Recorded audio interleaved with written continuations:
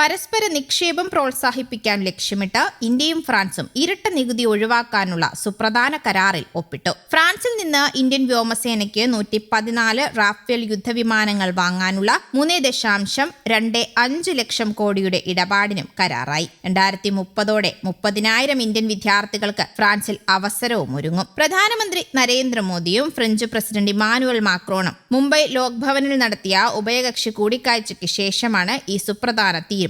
ഇരു രാജ്യങ്ങളിലും മിലിറ്ററി ഉദ്യോഗസ്ഥരെ പരസ്പരം വിന്യസിക്കും. പ്രതിരോധ കരാറുകൾ പുതുക്കും. ഇരട്ട നികുതി ഒഴിവാക്കുന്നതോടെ ഇന്ത്യൻ സ്ഥാപനങ്ങൾ ഫ്രാൻസിന് നൽകുന്ന നികുതി ബാധ്യത കുറയും. ഇരട്ട നികുതിയിൽ നിന്ന് മുക്തമാകുന്നത് പരസ്പര വ്യാപാരം, നിക്ഷേപം, ചലനാത്മകത എന്നിവയെ ഉത്തേജിപ്പിക്കുമെന്ന് പ്രധാനമന്ത്രി ചൂണ്ടിക്കാട്ടി. ഒന്നിച്ച് അഭിവൃദ്ധിപ്പെടാനും ഉള്ള വഴിയാണിതെന്നും അദ്ദേഹം പറഞ്ഞു. ധാതുക്കൾ, ബയോടെക്നോളജി, സാമ്പത്തികം, സ്റ്റാർട്ടപ്പുകൾ, ശാസ്ത്ര സാങ്കേതിക വിദ്യ, ആരോഗ്യം, പുനരുപയോഗ ഊർജ്ജം, നൈപുണ്യ വികസനം തുടങ്ങിയ മേഖലകളിലും സഹകരിക്കും. ജനങ്ങൾ തമ്മിലുള്ള ബന്ധം ശക്തിപ്പെടുത്താനുള്ള ഇന്ത്യ ഫ്രാൻസ് ഇന്നൊവേഷൻ 2026 പരിപാടിയും നേതാക്കൾ ഉദ്ഘാടനം ചെയ്തു. പ്രതിരോധം, ഊർജ്ജം, ബഹിരാകാശം, പുതിയ സാങ്കേതിക വിദ്യകൾ തുടങ്ങിയ മേഖലകളിലെ വ്യവസായികളെ ബന്ധിപ്പിക്കാനും ഇത് ഉപയോഗിക്കും. കർണാടകയിലെ H-125 ഹെലികോപ്റ്റർ അസംബ്ലി യൂണിറ്റ് ഇരു നേതാക്കളും വെർച്വലായി ഉദ്ഘാടനം ചെയ്തു. ഇന്ത്യ ഫ്രാൻസ് ബന്ധം ആഗോളതലത്തിലെ തന്ത്രപരമായ പങ്കാളിത്തമാണെന്നാണ് പ്രധാനമന്ത്രി നരേന്ദ്രമോദി പറഞ്ഞത്. ഇന്ത്യയെ ഫ്രാൻസിന്റെ ഏറ്റവും വിശ്വസനീയമായ പങ്കാളിയായാണ് മാക്രോൺ വിശേഷിപ്പിച്ചത്.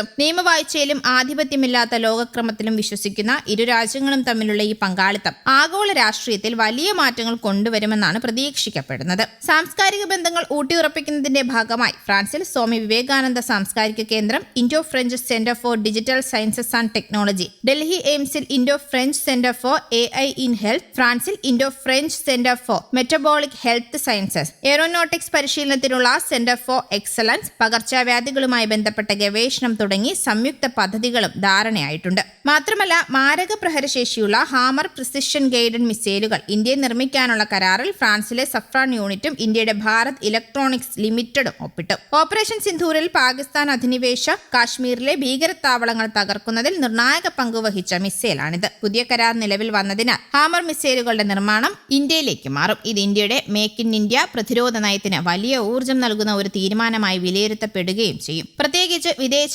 ആശ്രിതത്വം കുറച്ച് സ്വയം പര്യാപ്തത കൈവരിക്കാനുള്ള ഇന്ത്യയുടെ ദീർഘകാല ലക്ഷ്യങ്ങളുമായി ഈ നീക്കം പൂർണ്ണമായി ഒത്തുചേരുന്നു. ഈ മിസൈലിന്റെ ഏറ്റവും പ്രധാനപ്പെട്ട പ്രത്യേകത അതിന്റെ ആക്രമണ പരിധിയാണ്. ഹാമറിന് ഏകദേശം 60 മുതൽ 70 കിലോമീറ്റർ വരെ ദൂരത്തിൽ കൃത്യമായ ആക്രമണം നടത്താൻ കഴിവുണ്ടെന്നാണ് റിപ്പോർട്ടുകൾ പറയുന്നത്. ഇത് യുദ്ധവിമാനങ്ങൾക്ക് ശത്രു പ്രതിരോധ സംവിധാനങ്ങളുടെ പരിധിക്ക് പുറത്തു നിന്നുകൊണ്ട് തന്നെ ലക്ഷ്യത്തെ ആക്രമിക്കാനുള്ള കഴിവ് നൽകുന്നുണ്ട്. പ്രത്യേകിച്ച് പർവ്വത പ്രദേശങ്ങളിലും കനത്ത സുരക്ഷയുള്ള ബങ്കറുകൾക്കുമെതിരെ ഹാമർ ഫലപ്രദമാണെന്നും കണ്ടെത്തിയിട്ടുണ്ട്. ഇന്ത്യയുടെ ഭൂമിശാസ്ത്ര സാഹചര്യങ്ങൾ കണക്കിലെടുത്താൽ ലഡാക്ക് പോലുള്ള ഉയർന്ന പ്രദേശങ്ങളിലെ പ്രതിരോധ ആവശ്യങ്ങൾക്കായി ഇത്തരം ആയുധങ്ങൾ നിർണായകമാണെന്ന വിലയിരുത്തലുകളും ഇപ്പോൾ ശക്തമായി ഉയരുന്നുമുണ്ട്. ഭാവിയിലെ വെല്ലുവിളികൾ നേരിടുന്നതിനായി കൃത്രിമ ബുദ്ധി മേഖലയിൽ സംയുക്ത ഗവേഷണത്തിനും വികസനത്തിനും ഇരു രാജ്യങ്ങളും ധാരണയിലെത്തി. ബഹിരാകാശ സാങ്കേതിക വിദ്യ, ഹരിത ഊർജ്ജം എന്നീ മേഖലകളിലെ സഹകരണവും ഈ 20 കരാറുകളുടെ ഭാഗമാണ്. ഇൻഡോ പസഫിക് മേഖലയിലെ സമാധാനവും സ്ഥിരതയും ഉറപ്പാക്കാൻ ഇരു രാജ്യങ്ങളും ചേർന്ന് പ്രവർത്തിക്കുമെന്നാണ് ഇമാനുവൽ മാക്രോൺ വ്യക്തമാക്കിയത്. News desk, Kerala Kaumudi.